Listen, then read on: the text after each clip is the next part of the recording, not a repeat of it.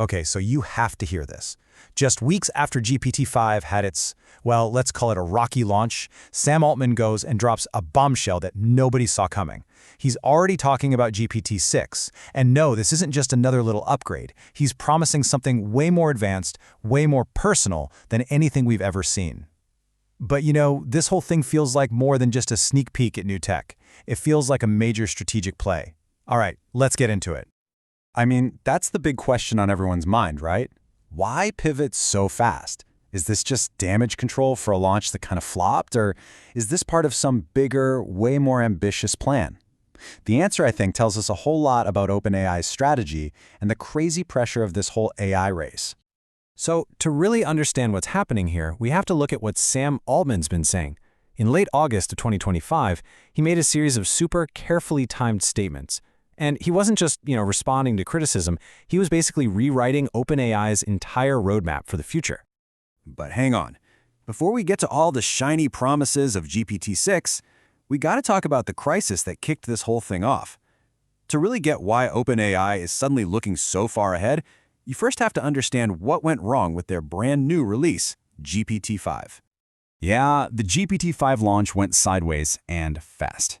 Everyone was expecting this revolutionary leap forward, but what we got, it felt like a minor update. Honestly, it was pretty underwhelming. The feedback online was instant and pretty brutal. People were saying the new model felt colder, less helpful, and just weird, especially when you compared it to GPT-4. And this wasn't just a small hiccup. For a company that's always in the headlines, this was a real crisis. So you can imagine, OpenAI was scrambling. They had to quietly go back and tweak GPT-5's personality, trying to make it warmer based on what everyone was saying. Sam Altman even went public and admitted they had, and I quote, mishandled the rollout. But then, instead of just fixing the old thing, he did something kind of brilliant. He just completely changed the subject by making this huge, loud announcement about the next thing. And that, right there, is where GPT-6 comes into the picture. See, it's not just the next number in line. Altman is framing this as a total game changer. The message seems to be that every version of ChatGPT up until now, well, that was just practice for this much bigger and much more personal vision. So what is he actually promising? Well, Altman's laid out 4 pretty revolutionary ideas. First up, persistent memory. This means GPT-6 will actually remember your past conversations. Second, depersonalization. It's going to learn how you talk and adapt to it. Third, and this one's wild, ideological customization. You can apparently make it super woke or conservative, basically tune it to your worldview. And finally, automatic reasoning, which hints at a whole new architecture that's not just bigger, but fundamentally different. And really, this one quote from Sam Altman explains the whole strategy. The big pivot here isn't just about making AI smarter in some raw, nerdy sense. No, it's a bet. It's a bet that what people really want is an AI that remembers them, that gets them, and that talks to them on a totally personal level. And get this, they're planning to deliver this personal AI fast. I mean, the jump from GPT-4 to GPT-5 took about 2.5 years. Now Altman's hinting that GPT-6 could be here as soon as 2026 or 2027. That's potentially slicing the development time in half. That kind of speed tells you just how much pressure they're under, especially with companies like Google and Anthropic right on their heels.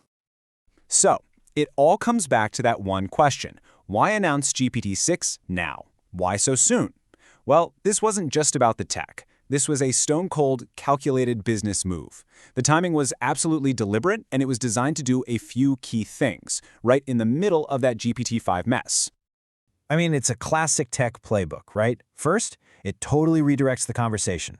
Instead of defending GPT-5, now we're all talking about the cool, futuristic features of GPT-6. Genius. Second, it sends a message to investors that, hey, we're not slowing down, we're speeding up. And third, it completely reframes the competition. Suddenly, the race isn't just about who's got the smartest model, it's about who can build the most personal one. So yeah, when you boil it all down, the message is crystal clear. Sam Altman is making a massive bet that the future of AI is not about raw horsepower. He's betting that you, the user, will value an AI that knows you, that remembers your work, and that gets your style, way more than one that's just a little bit smarter. But, and this is a huge but, this really bold vision is also OpenAI's biggest gamble yet. Promising a truly personal AI is, incredibly exciting, but it comes with a whole set of massive risks and challenges that could either cement their spot at the top or seriously backfire. And this really gets us to the core conflict of GPT-6. On the one hand, you have this amazing promise of a super helpful personal assistant, right? A digital partner who just gets you.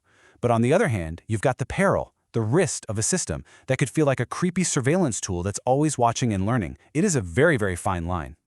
Because look, for this personal AI to actually work, it needs data. A lot of data. Your chat history, your habits, your personal details, all of it needs to be stored and analyzed. So this whole vision, this whole transformation, depends on a level of trust we've never really had to give before. We would have to completely trust OpenAI with our most personal information. And that's really the heart of the problem for us, isn't it? As users, where do you draw that line? At what point does an AI that knows everything about you stop being helpful and start feeling invasive? That's a question we're all going to have to answer as this tech gets deeper and deeper into our lives.